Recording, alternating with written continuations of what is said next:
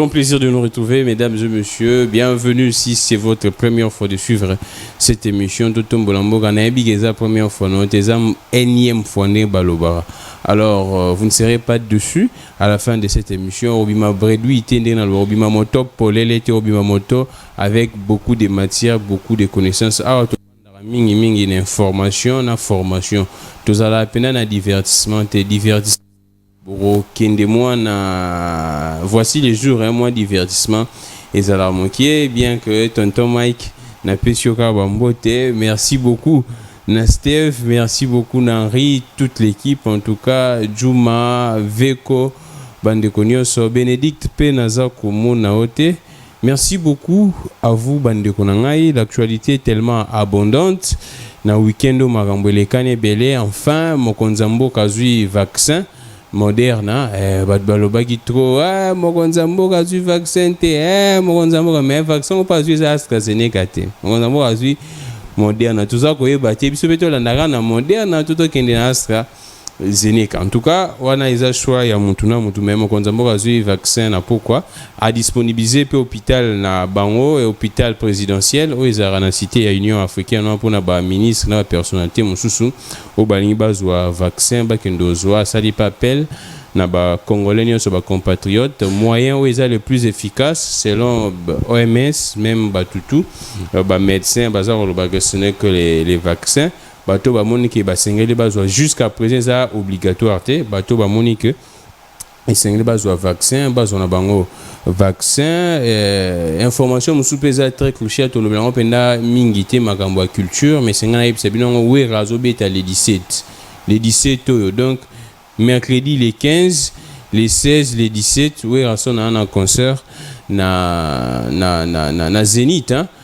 Déjà équipe alboso kendaki je pense au kende lelo donc on les informations j'appelle au kumu pour na mboka na biso et aux alapena ndenge yemo azolo orchestre concert plutôt et rassembler bato belé mais revenons na politique mboso a frappé lisusu ndenge bato tout ba comment obenga mikolo yo mboso misusu abenge citoyen mboso ta ko yebate président ya quand Luka a échangé na ba compatriote biso to moni ba image hein Fati ton Fati en tout cas tu habité misu ba moni on culte ta personnalité misu ba moni on bon c'était également pour amuser la galerie tellement zaki devant peuple et puis ba message na gang Fati mais la grande question est se poser est-ce qu'on doit continuer à faire ce genre de pratiques ou bien soit sengeli to bannir en même Konzambo kayemo pinda azala pour na ngote biso tout monaki na Union africaine denga yebisaki batutu devant bandeko nae ba père nae que il ne comprend pas comment expliquer Africains ont souffert mais au-delà de la exigeant rigoureux envers les dirigeants azos à la bongote tozonga la paix likambo eza ya ba minéraux na est jusqu'à poser ça ko faire couler beaucoup d'encre et de salive procès à Matata tezo bandana octobre, je pense le 24 octobre, on a des informations dans OP Sabino si j'ai une bonne mémoire le 24 octobre. Actualité vraiment est tellement abondante. Actualité musu ezapé masango mokonza sali ba cantine na kati ya bakan ba monter ka masango vers 18 000 au lieu à $15 pour na ba militaire ezana ba kan nyonso mais ba ko élargir pe bima petit na cité. Ne ba chona ba kan wane lobite ke yo mutozali banda cité okende ka d'une manière frauduleuse toti kama kamba fraude wana okotana kan okende somba wana bachilongo mingi nde ba soda talaka ba soda baza ko bundele kolo balia mwa masango na moins cher masango wana eza produit pa bandeko na biso bakuluna bazaki bakuluna lelo utilité na bango et monani ba produire na kanya makasese et j'ai un grand honneur de revoir encore invité na biso to bandana e penda émission oyo maître Jean-Louis Massimango secrétaire général ya Mpasa bientôt maramba bien en passe bien que akima biso depuis que ne Lubumbashi na no sagbino azonga akima ne biso alors Steve to bandi na biso pena SG ndenge nini oui ndeko Grammy ezali esengo ko yali suko partager plateau na yo pona ko communiquer bana mboka baye ba maezoleka mais en même temps na profiter na nzela itandwike na yo pona ko pesa nano balobaka la charité bien ordonnée commence par soi-même. Oyebi Nazali, secrétaire général ya parti politique, oyeye na mupepe ya makanisi ya sika lolengi ya kusala politique. et bengami na kombo ya Mpasa, mouvement des patriotes pour l'action sociale africaine, et dont le président national c'est Maître Dodo Lutombo Isanda. Je disais tout à l'heure, la charité bien ordonnée commence par soi-même. Donc ticket tena pesana no ba membre na biso ya parti Mbote bisika nyoso bazwami ezala na kati ya Congo ezala pe libanda pe na ya kosilisa na bande konanga ya Kasavubu o ezali fief nanga moko na pesi bango Mbote pe mikolo ezoya to ko inviter on ndeko Grammy parce que nous sommes en pleine construction ya siège national to boyi ba pratique to mesana ba mesani sabiso ya ba parti malette o ezala kaka na niveau ya média na niveau ya ba réseaux sociaux. Mais il faudrait avoir une vision à grandeur. C'est dans ce contexte-là que le président national est en train de mettre tout en œuvre. Et je crois les jours à venir, Toko Bengi Sayo na croisement sport Sayo, où il y a comme on a inauguration, il y a bureau moderne, où ils allaient pe kolakisa image ya ambitieux biso tozali nango, pour tolobaka ete Toko kiko tike la Congo kaka pona groupe ya ba individuité, où bazali konyoko la peuple, et sengeli to compétir na ba instance nyonso. Kobanda na présidence de la République jusqu'à niveau local mpasa kozala na kati ya bitumba pour que population ait bakopesa confiance na 2023. Merci beaucoup. Alors maître Jean-Louis Massima, on a vu que a notable mpanzi ya este wana makasi toujours qui était pour la réaction concernant la révélation Alain Foka Bimisaki, mais jusqu'à présent pesa ko conduire faire couler beaucoup d'encre de salut bien que mon konzambo ka senga qui va suspendre, mais tu éviter si effectivement va suspendre ba chinois na pe ba kangi bango. On cite deux pays, les Américains, soit les États-Unis et puis la Chine, na makambo exploitation minière illicite. Tous les autres salanga passi, ils en ont exploitation illicite, mais ils que bazo coopérer traite négrière au bisotu, to mokil mobimba et telemela et boya, mais bango bazongil ba pratique wana réaction les anini tango yo kama kama neza ko salima mupanzi ya est. Réaction nanga liboso ko zalana no ko condamner fermement makambo ezo le kana niveau ya est, surtout moko uti kolobangwa. Je suis l'homme le plus heureux et mieux placé à Koloba Makambo, surtout à Sud Kivu. C'est une province qui m'a vu naître au Nayebi, Bakwenyo, Soyamboka, à côté wana. Et si Makambo, le l'homme qui m'a ko dénoncer, peut ko décrire au Salema. Je crois qu'il n'y a que ba état faible. Au éthique à la se lamenter par rapport au comportement, il y a ba grande puissance au le Congo, le Congo bien 100 mètres. Alors que le Congo appartient réellement aux Congolais. Nous ne pouvons pas comprendre, encore moins accepter qu'une partie à territoire congolais est à la sous-emprise ou bien à la prise en otage avec des sujets chinois alors que nous ne sommes pas en Chine, nous sommes en République démocratique du Congo. Yango pe tokosenga na pouvoir sectoriel. Au lieu de assister à la guerre entre gouverneur et la province de Sud Kivu, na ministre et mine, oyo ba correspondance na bango ezali ko se contredire. Oyo la kisake ezana ba oyo bazali sima ya ko protéger ba mercenaires minier wana o bazali ko ya ko piembo kanabiso to ko senga bango batia mwa mai na vino na bango pour que ba protéger nano réellement intérêt en mboka. On ne peut pas comprendre qu'un ministre provincial ya mine alingi a accéder na site ezali ko zala exploiter na ba étranger et que babo ya ye a accéder na yebite ndeko nanga soki tozala kana Chine est-ce que eloko wana ekoki kosalema mais c'est une infraction ndeko c'est ce que je dis que le pouvoir régalien devrait se montrer fort et prendre des mesures contraignantes qui s'imposent pour que ba étranger ba yeba ko respecter ba imboka oyebi na makambo code minier ezali na oyo babengaka droit ya population to ya ba communauté autochtone. Mais chez nous aujourd'hui, c'est un passoire sans précédent où nous voyons les étrangers venir en promenade de santé, kozwaba minéré en mboka kokende nango. Et ezalika kana niveau à Sud Kivu te Olanda qui dernièrement na territoire ya Mambasa. Oyo ba étrangers toujours des Chinois en complicité avec les Ougandais dans 5 jours d'exploitation. Non seulement que ba piller ba minéré na biso, yakati ya sol na biso, mais ba yepe ko dévaster environnement na kokata banzete en désordre. Alors que nous savons dans le contexte du réchauffement climatique, l'environnement banzete zali biloko batu bazali ko protéger makasi pour que mokili ezala na mopepe o ezali ya malamu. Kasi lolenge nini tokomi benga étant souverain, étant indépendant et que nos frontières continuent à être passoires oyo bato bazokota ndenge balingi bato pe bazobima ndenge balingi ndeko nanga tolandaka awa dernièrement il n'y a pas longtemps na niveau ya Inde esiko tomonaki bayimboka mususu kobomama parce que ba respecter mibeko ya mboka wana te en plus forte raison biso awa epana biso coopération sud-sud oui coopération bilatérale et multilatérale oui mais nous devons respecter les règles les textes de la République en commençant par respecter les autochtones. Maître tout ça la moi Ricochet Moro, comment est-ce que au Yambaki, comment est-ce que vous aviez accueilli nouvelle Oyo? Il y a président rwandais et ougandais plutôt Museveni a lobby que non bas après bien sûr Rwanda Mutabandaki Kagame il peut emboîter les pas lobby que bas après en tout cas ça va force loyaliste na bango pour que ba mettre fin à guerre à est ben sous ba monongo logo la bato na ko sakana na biso ba pays wana mi balé ba bunda awa na sol na biso guerre à 6 jours mais comment expliquer que bangonde baza bato liboso ba ke batinda ba militaire na bango pa na biso pour que babunda na biso et puis asali soué wana soit ve wana soit information wana annonce wana car attend ba révélation ya makambo ya ba minelimi ndeko yebi Uganda na Rwanda batikala kozala jamais sincère vis-à-vis na biso ba Kongomani et c'est une leçon que nos autorités doivent aussi tirer et savoir comment se comporter vis-à-vis à ba Rwandais na ba Ougandais et loko oyo Museveni a lobby ezali eloko babenga cadeau empoisonné.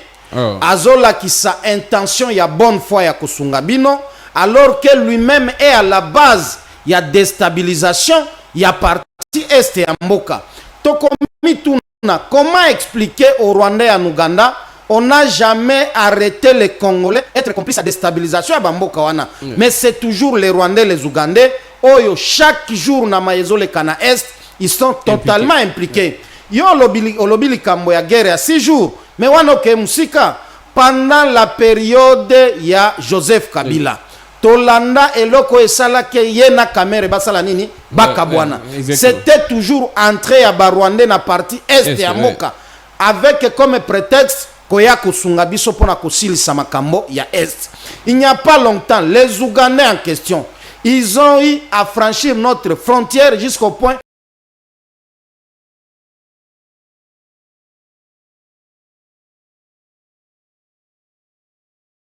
empoisonné.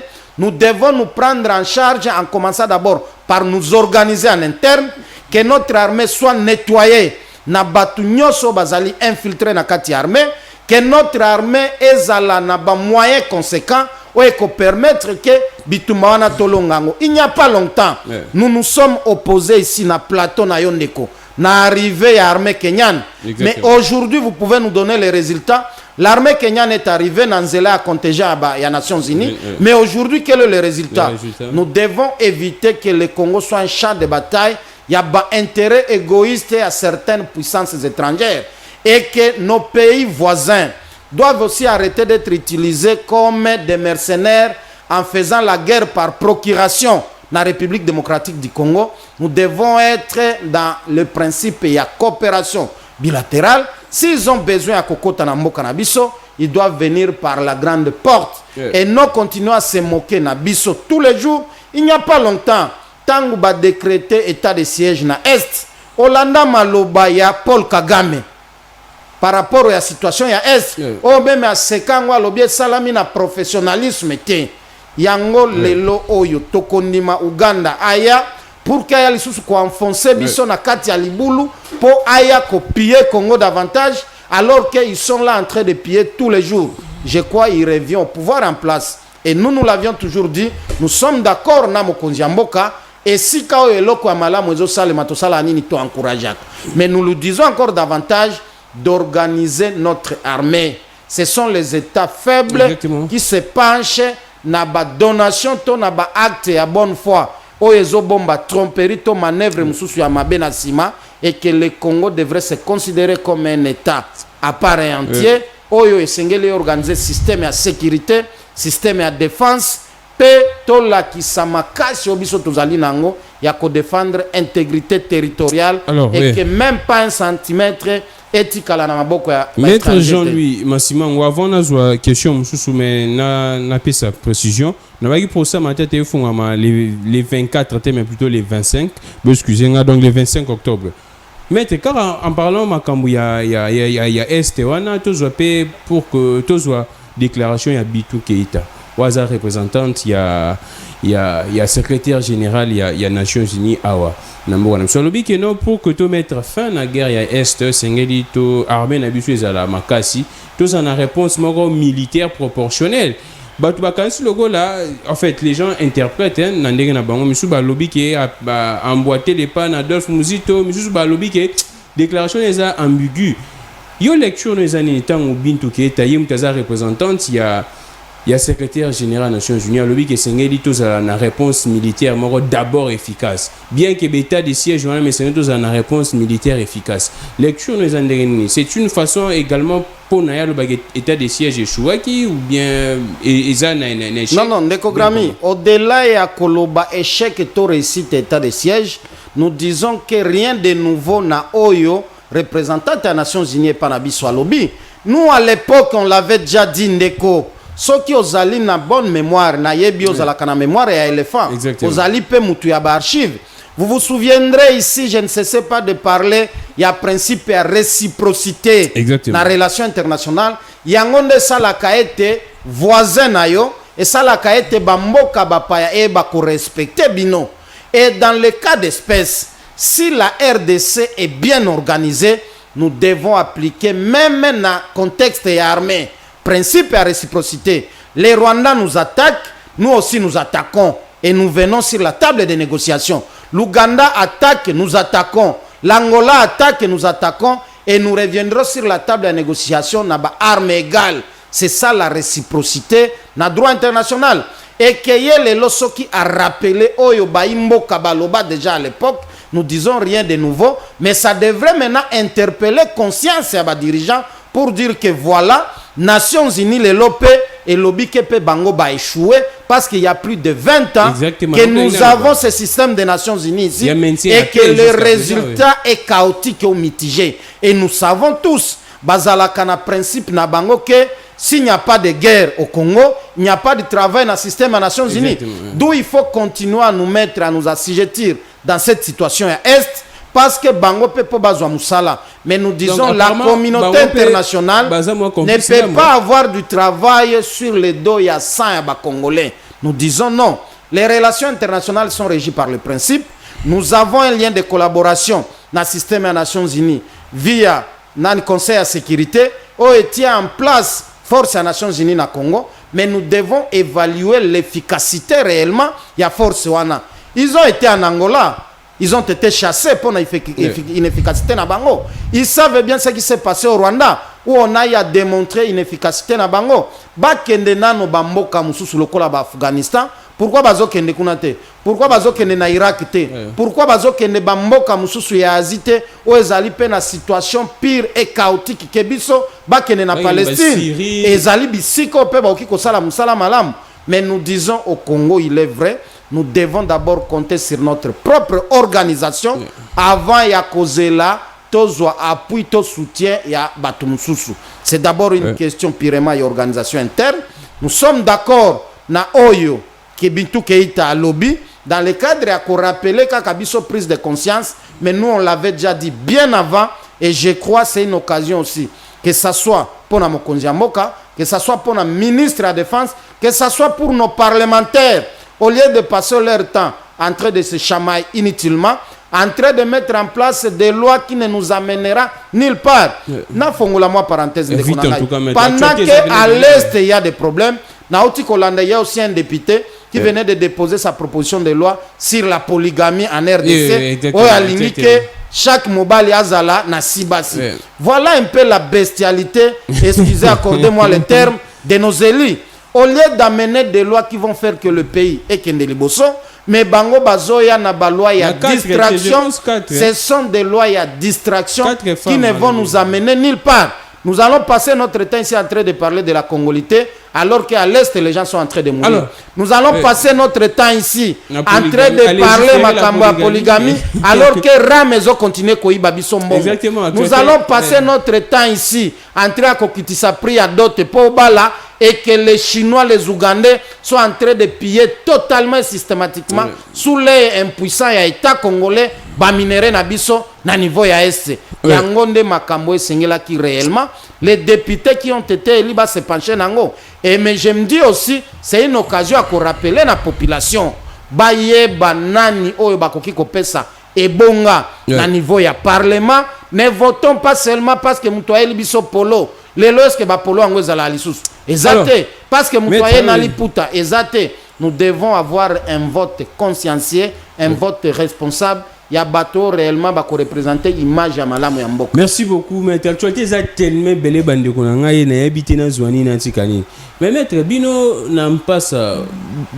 En fait, vous soutenez la marche à la Mouka ou comment? Bien que tu aies dit que vous soutenez la action Mokonzamboka, est-ce que vous soutenez également la marche à la Mouka? Ndeko, au-delà de la Mouka, parce que je ne suis pas le l'air, mais moi je me dis, la Constitution garantit droit aux libertés wana ya manifester lorsque vous estimez qu'il y a un ça ne va pas. Ceux qui bandeko nabiso ya la Mouka, ce sont des Congolais comme nous. Tout comme battu à camp politique, tout comme Bisso battu en passe, nous pouvons nous dire que nous allons organiser une marche, mais que cette marche-là soit motivée par des fondamentaux qui touchent réellement na makambo ezotungi mboka. Et que ceux qui battu à la Mouka va projeter que ça la marche na bango, si ça serait une marche pacifique, tokosenga bango qu'il n'y ait pas de casse, qu'il n'y ait pas de désordre. Koboya oui, mais argument oh lelo batu bazo poussage ça la que baboya ba marche zali fondete. Lorsque vous parlez na Covid, il n'y a pas longtemps de konangai. Je crois le week-end passé ici, il y a eu un grand concert na Shark. Est-ce que on peut nous dire que na Shark ndé Covid ezala ya olala? Nous disons non.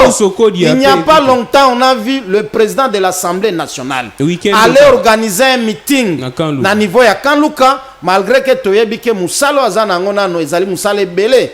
Totiaye na parlement te pour kende ko sala ba meeting, il doit d'abord se pencher na Moussala, il y a ba question fondamentale o ezali na mesa na ye, au lieu aussi d'entrer dans la distraction à populisme pour aller dire na Kanluka ye pe organiser marche. Mais ezali droit na ye. Biso tokoki ko pekisa mutu ko exercer droit na yete mais tokoloba esalema dans le strict respect ya mibeko ya mboka tout en sachant que liberté na yo esuki esika liberté ya mutu mususu esali nini e bandi. Donc aujourd'hui interdire ba marche avec alibi ya Covid ezali lokuta.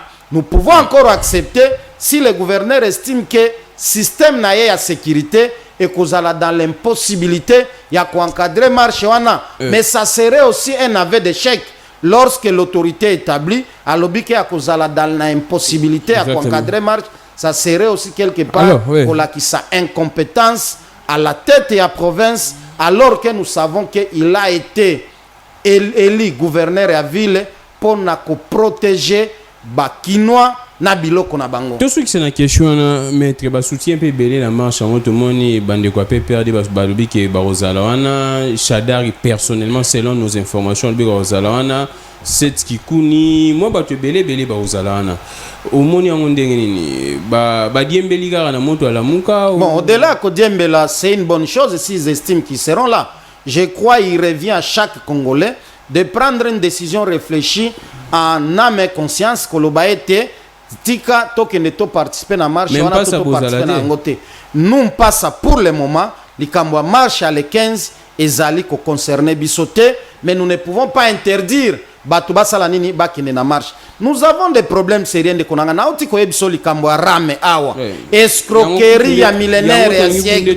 Voilà likambo il fallait bisonyo somwe ba congolais tous à la réunion autour ya question à côté le mela ki moyi bien na rame parce que zali ko appauvrir non seulement à niveau à capital, mais même na fin fond ya mboka ici au pouvoir d'achat, ezali même ya moins ya $1, mais on est en train de piller systématiquement par une voie électronique autoyebi ni les tenants ni les aboutissants, encore moins contrepartie ya RAM yango na lobaki na émission moko na lobi soki ezali na mutu oyo apesa président conseil ya koloba ete contrepartie ya RAM ekozala wifi mutu wana il faut mokonzi ya mboka bengana pembeni na ye parce que c'était une tromperie, une escroquerie ya communication politique sans précédent oyo lelo congolais azanango besoin te. Maître Jean-Louis Massimo, tu as penda monene avant de kota makambo ya RAM wana tout moi ricochet Jules Alingé ta sali interview lobi que sur 100% ya politiciens au bazana pouvoir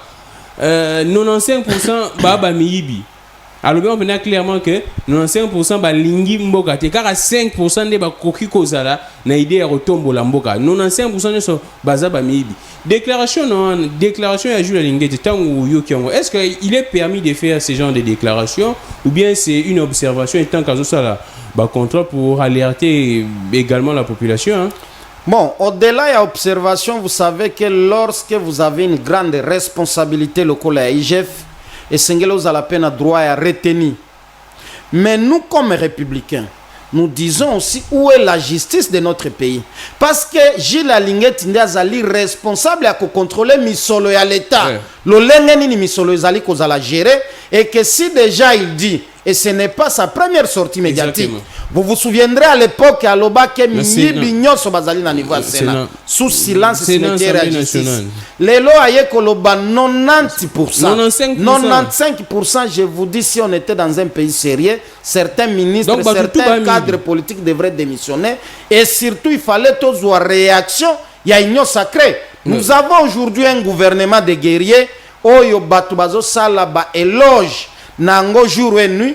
Et quelqu'un qui est attaché à la présidence qui vient vous dire non, 95% d'acteurs wana bazali miibi. Donc la population peut retenir que le gouvernement des guerriers est ali gouvernement yamiibi. Ça ne vient pas de moi. Je prends à mot Makambo de Konabiso Gilles Alingé Tialobi parce qu'il revient à celui qui allègue le fait de faire quoi? De le prouver. Exactement. Et je crois que c'est une occasion aussi pour notre justice. Bakoki pe ko bengisa ndeko Gilles Alingé ti que yela biso ba preuve.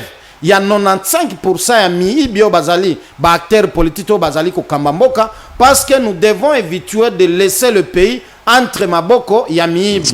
Mais si asuki kaka na kolobake miibi bazali 95% et que Allah qui si justice te miibi wana bazali wapi, ça sera aussi une défaillance de la part ya IGF oyo lelo ezali lokola parquet financier nenga na benga bango malgré que nous savons compétence na bango pe ezali limité ezali lié na subordination hiérarchique parce que esengeli basa la rapport et pas acquis de droit et acquis de droit nde akoyeba si ya opportunité ou pas ya kofongola ba action judiciaire mais otozomona lelo ezali contraire na landa e jour mo koloba ete bana botu na kape baboti na bino tango bozali na banda ke papa pona nini oibaka mais ye aye la biso liste ya miibi wana pour que atabiso na nzela to banda koyeba te omoni muto azoleka wana aza moibi sala keba parce que na kimoibi ya mukeza la te soki lelo bazoiba même ba mbongo à l'état donc ba okiko banda pe koiba biso na bandako parce que moibi ezali lokola malade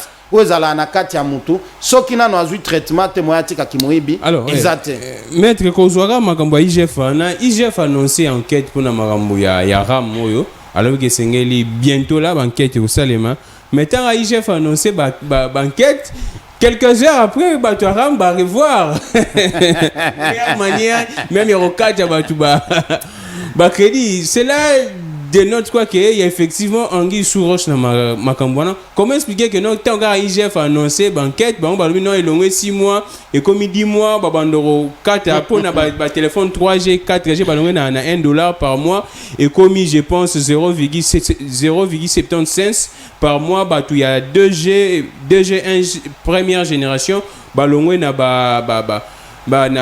0,20 bah kiti na 10 donc comme moi ko banga qu'est-ce qui explique ça oyebi ndeko eseki singa makasi yango moko pe na benga ka IGF malgré que IGF pe akutana na club wa mobo na dossier ya makambo ya non ya ministère ya EPST mais voilà, quelque part IGF aussi azali ko sunga mboka accordez-moi na pesa bango na no ba na pesa bango ba gerbe de fleurs na ba éloge wana.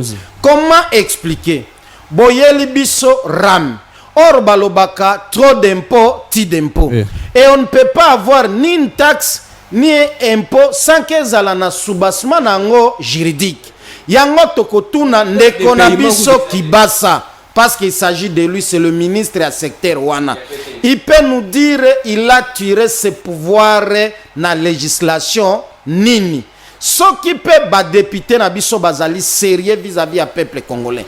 Comment vous aviez laissé quelqu'un piller les pauvres Congolais qui souffrent déjà davantage au bazali na mbongo ya ko se faire soigner te, mbongo ya ko somba biloko pona kolia te, mbongo ya kotangisa bana classe malgré gratuité enseignement pitopale pe ezali, bazali na mbongo ya ko couvrir alimentation mensuelle te. Mais boye na rame au mépris à volonté à souverain primaire, sous l'œil ya impuissance pe ya ba député, au bazali na kati ya ba prérogative na bango ya ko interpeller ba ministre sur leur gestion, mais bango ba observer silence moko coupable o esengeli population fongola miso na 2023. Atikala ko répondre te, c'est ça qui montre aussi la faiblesse de notre pouvoir législatif. Yango tokotuna président de l'Assemblée nationale parce que ba question nyonso ezalaka déposer na mesa na ye qui nous au moins que le bureau de l'Assemblée nationale par le truchement de son président baye bisabiso comment on a un ministre tout puissant qui a été depuis gouvernement ya Ilunga Ilunkamba o ezala qui a coalition FCC cache mais qui revient encore dans le cadre réunion sacrée mais qui vient torpiller, qui vient menacer, qui vient voler la population. Accordez-moi les termes et à vol. C'est pourquoi nous disons l'écographie, lorsque les enquêtes seront faites, et Sengeli Baye Bisabiso, ils ont déjà eu combien? Mbongwane Zalaki logé dans la banque nini. Contrepartie, il y a avantage aux populations qui tirent Zalinini. Parce que Wi-Fi déjà Zali échec. Déco, et Zali le Kouta. Est-ce que le téléphone est salé à Congo? La population congolaise ne fabrique pas de téléphone tout ça là. Bon, musala DGD zanine, musala ya SCC zanine. Bango na niveau ba frontière, il faut pas contrôler ba téléphone ni nous allons répondre. Et puis allons aussi même dans la logique au bango balobi, balingi bazwa ba téléphone aux ali na ba normes, ils ont respecté ba normes standards internationales. Ndekonanga na tunanan. Bango moko awe pana biso, quel est notre pouvoir d'achat ou est qu'on permettre batuba banda ko somba ba téléphone ya lolengo bango balingi batuba somba. C'est pour vous dire que quelque part mon konziamboka sengeli a fongola miso et pas mon amboka kibasa maliba. Selon les informations, il risque de marcher sur la vision de mon konziamboka et lui mettre en conflit avec le peuple. Selon les informations, il serait les beaux-frères du président de la République. Vous savez, lorsque on est dans la gestion à choses publiques, on oublie d'abord les appartenances tribales, familiales. Vous êtes là pour servir le pays. Azala beau-frère à président de la République. Azala Moana Kassia président de la République. Azala beau-père à président de la République. Nous voyons d'abord le Congo. Le président de la République est là pour nous tous. Et que toute action entreprise par le président de la République doit aller dans le sens du bien-être à Congo et non aller énerver la conscience collective des pauvres citoyens congolais. Oyo bazali na kati ya konyo kwa madi jour au jour et que baya lisusu ko rançonner davantage. Nous devons voir clair. Si Eteni Longondo a été arrêté, transféré à Makala pour la makambo ya Covid, nous voulons voir clair aussi dans Likambo, il y a RAM, que les responsabilités soient établies et que les coupables répondent de leurs actes devant la justice et que l'argent soit restitué dans le trésor public. Parce que esuka kaka na interpellation te mais sengeli pe mosolo ane sala nini ezonga ezala na impact sur le vécu quotidien ya bana mboka. Exactement, avant tout ce qui sont en actualité Yasuka, RAM réduit les frais mensuels. Les frais passent de 1.17 unités à 0,75 pour les téléphones du type 3G et 4G et de 0.17 unités à 0.10 pour les téléphones du type 2G. Les cycles de paiement annuel passent de 6 mois à 10 mois. Ah, qui va ça m'arrive. Motivation, qu'est-ce qui a fait que maintenant Badone on a changé? Nini tini minute bon, est-ce qu'ils peuvent justifier nyoso bazwaki o ezali différent na o lelo ba écouter la bato? C'est pas. Écart wana marge wana ya na Papa Nangai, à un certain moment, nous devons éviter d'énerver la conscience à Banamboka. Déjà, Congolais, Zali Nakati, ya passe. Avant tout ce qui Bazoya Kopaki, ça passe, il est sous l'icolo, ya passe. Mais surtout, Toyoka qui Mokonzamboka, qui va suspendre un recouvrement forcé, Yaram. Mais tu es bibi surtout dans le droit qu'avant acte ezala abrogé, il faut acte contraire ezala. Mais tout le monde acte contraire, Mokonzamboka été directement, Zongeli na bango, recouvrement forcé, sur ordre de qui? C'est ça également la question à se poser. Et quand le président interdit, mais Bazo continue comme ça. Je crois entourage à Mokonzamboka pe Sengeli Sungai Makasi. Vous vous souviendrez à l'époque que Makambo ya Minembo Tango Bandi. Oui. Le président de la République avait dit qu'à côté de la commission moko en place pour na kokende kotala Makambo ya Minembo, mais jusqu'à aujourd'hui et le salemate ba ordonnance na ba arrêté wana jusqu'à aujourd'hui ils ont produit ba effet nango. Même chose likambo ya Rame. Le président de la République, sa parole est sacrée. Je l'ai toujours dit que Mokonzamboka n'est pas seulement un homme physique, mais azali pe mythe. Parce que lorsque vous êtes revêtu na Bokonzi wana kozala le premier citoyen de la République, vous êtes accepté non seulement par le monde physique, mais vous êtes accepté aussi par le monde spirituel. Ouais. Et ça devrait être une interpellation. Yabatu koyeba kobanga maloba ya Mokonzamboka lokola institution, ouais. Au lieu que entourage na ye. Au lieu que bato bazolo bake bazo accompagner ye na bitumbo zanango bazala bato ya liboso ya kotorpier parole ya président de la République. Est-ce que aujourd'hui le ministre ya PTNT qui basa maliba peut nous justifier que tango Mokonzamboka lobaki stop makambo wana nano esala nini etelema parce que ezali konyokola baimboka de quel droit azwa ki lisusu ningisa wana ya kokende kosala ete basala nini bazongisango. Et il n'y a pas longtemps, les autres zolo balikambo ram, mais bakumbi mituka baye bape likambo ba plaque ezo sala nini ezoya. Est-ce que c'était une urgence pour ba changer plaque lelo pour que mboka na biso ekende liboso, ou bien c'est aussi une méthode ya lisusu kozwa mbongo et pas ya peuple congolais. Maître Jean-Louis Mansimango, ça fait tellement très mal. Nazana en face nangai un très bon analyste, un brillant en tout cas. Il y a un autre qui est à l'oba, la vérité au bino, besoin d'un besoin baloba. Mais maître Jean-Louis, toujours sujet au Mokonzamboka, ma sangue qui tient na ba camp pour na ba militaire, ba policier, ba tout baza ko se poser ba question, ba lobi ke bandaka bu na mboka na biso après to remona ezali sous-souté ma sangue neza produit par Bakuluna ou Bazari Bakuluna lelo bakuma osala misala bien que ministre droit humain teleminaki makambo ya kanyama kasi son pepa en tout cas ozwa mwana ka bongo parce que selon il serait Kuluna bien kazana na présomption d'innocence botinde kuna mais lecture na yo de faits zandengenini masango longue na $15 25 kilos et commis na 18 000 na ba camp militaire. Je me sens très fier d'abord d'appartenir dans un parti politique qui prône les valeurs patriotiques. Biso tolobaka esengeli tosala politique autrement. Cela voudrait dire que lorsqu'il y a des choses à encourager, esengeli to encourager ango, to pe sape ba contre-proposition ou ezokende dans le sens ya bien-être ya mboka.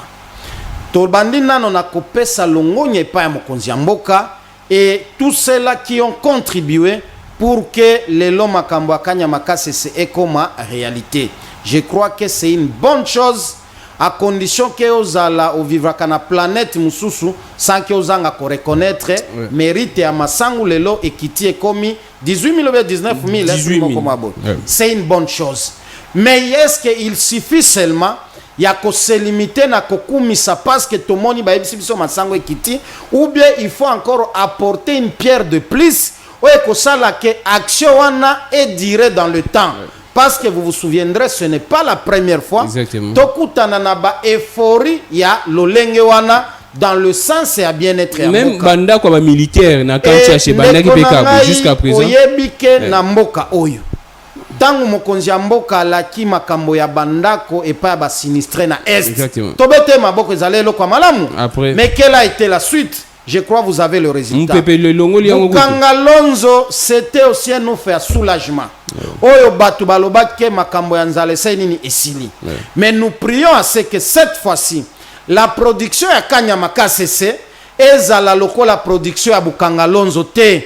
oyo eye na mupepe mais mupepe moko ya courte durée wana ezali conseil ya liboso conseil ya mibale baboni kotia yango na kati ya bakan c'est une bonne chose mais suka kaka na bakan te parce que le Congo ne peut pas seulement se résumer dans la famille militaire. Nous savons que les militaires souffrent. Nous savons que le traitement des militaires est un traitement conséquent par rapport à Moussalo Bazanango et que Mokonziambo Kasoki a poni ezala na kati ya kan ezali eloko ya malamu mutu moko akuboya yango azate mais ezala eloko ya courte joie esengeli ezala pérenniser dans le temps et que esuka kaka na Kisasa te parce que le Congo n'est pas seulement Kinshasa esengeli ekende dans tous les chefs liés à la province pour que baimbo kabasala nini balia masango. Voilà une bonne politique esengeli tokumisa. Ngana lobaki yango atangu bitumbe ezalaki entre opérateurs économiques na gouvernement congolais pour na biloko koki. Ekiti pe noté jusqu'à présent. Ekiti na noté. Mais voilà l'une des solutions neto bauti kusala. Qui est ce Congolais là sérieux azali na mbongo akubwaka akondima kende kosomba sac ya masango ya 25 kilos 30 000 40 000 alors que ezali 18 000 quelque part. Il y a aussi un autre point sengeli tobeta c'était accessibilité à ba point de vente wana. Tokosenga pe na bande konabiso ba soda bazala na comportement moko conséquent oye kozala comportement ko empêcher comme obstacle pour que batu ba accéder na ba site wana et puis ba éviter kozala na ba grossiste au moins aboy mutu moko moko aye kozwa 30 40 sacs et que na cité asali nini amatisi yango to boy pe ba commissionnaire bazala ebele te liboso ya bisika wana ya koteka parce que bango pe bazala ka à la base ya kosala nini ya komatisa biloko. Mais nous allons souhaiter le plus vite possible dans chaque commune, dans chaque marché urbain ou bien marché municipal, nini ezala lié à évacuation to exposition à biloko wana sala nini ezala.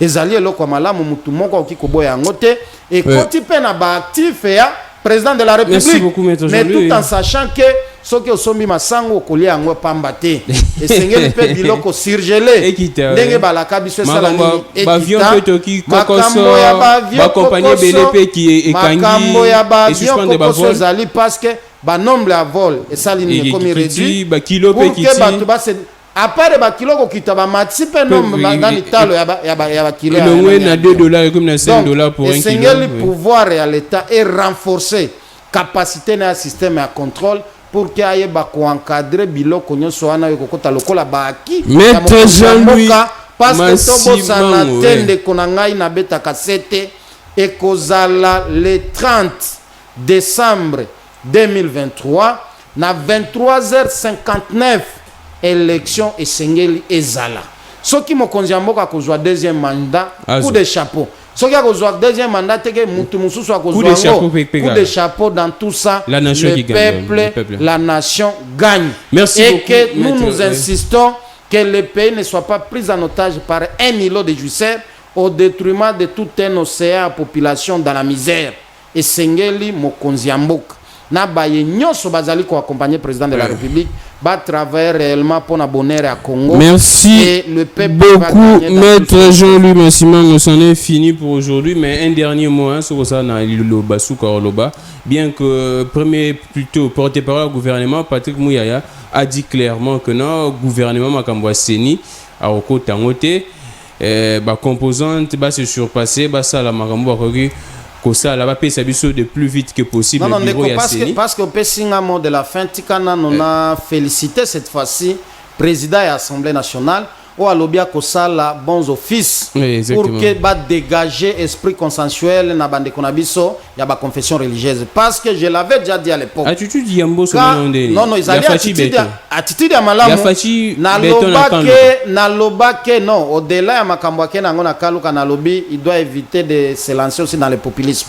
Mais au moins na lobaka ngo déjà à l'époque que la dernière solution revenait au président de l'Assemblée nationale et au président de la République pour gérer la question à CENI parce que lorsque les questions du Congo seront traitées en dehors du pays, Ezalande Konabiso Dodo Kamba qui sera limité en train de prêcher sur le bonheur, sur les voyages, sur le mariage, sur la prospérité, il ne sera pas là mais Bakobeng sa 5 Bakobeng sa SCC. Notre ami de Bandal ici sera en train de crier. Qui Muguna? aza o aloba maka aloba nani Chole azali soki aloba Chole aza pharaon.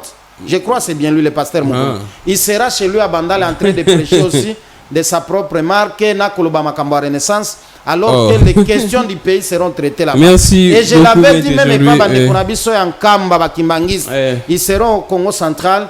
Na wa epana biso na Kasavubu alors que Senko ekozala na Italie na Rome na Vatican ekozala liboso ya conseil de sécurité pour na kolobela Congo et que nous devons faire un effort de trouver un consensus autour ya Mutoa Kokamba. Merci beaucoup. Sinon ça peut compromettre et revenir sur la situation et vérité des urnes en 2023. J'ai reçu pour vous Maître Jean-Louis Mansimang, secrétaire général et à parti politique à Mounene, pas ça bientôt siège na sport wana croisement sport aso sayo sala bien magasi olekani ka sport sayo olekani ka wana osala bien mais sport sayo na solo ba fulu bale gentili ngobila yo no lobelo lobi non merci beaucoup parce que tant pende komi na suka gouve na moni lumière lumière pende komi na Kinshasa moi marabout déjà ça y fait à courte durée. Merci beaucoup, ça n'est fini pour aujourd'hui. Bande konangai bozo landanga de partout. Mingu tu as le bezate Maître Jean-Louis et Mansimang wa couper nga herbe sous les pieds à lobi marabonio. Mais moi j'aimerais dire ndena lo bakar sur que ça na premier jour il y a semaine to bandi semaine to tendre déjà na fin de l'année. Wana choisir de konanga faut multiplier effort, déployer énergie. Yo so monique ou atteindre l'objectif nous avons signé aux acquis pour 2021 c'est bon mais ce monique aussi mbaté multiplie effort tant ils en ont bien que aussi les choses dans moi 4 mois mais au repos ça la miracle yo moko à travers et puis le bill kamba vaccin mon konzambo oui exactement il y a vaccin tant la citoyen zairo mboso akende azwa papa baati azwa sama lukonde na gouvernement na nyoso bazwa ba conseil nyoso après po lo yake za muke ezaka ya bango okokaka bango et okokaba tumsusu te yaki lo moko ya ndambo okokaba à toute l'équipe merci à Steve merci beaucoup à Juma Veko Henri Pasteur Faustin Bishop Moff Mathieu dit je suis islamique les grands que les dieux de toutes les inspirations continuent de nous inspirer et de vous inspirer également. On se retrouve demain toujours dans heure Nabiso 17h30 na TVSD. Au revoir.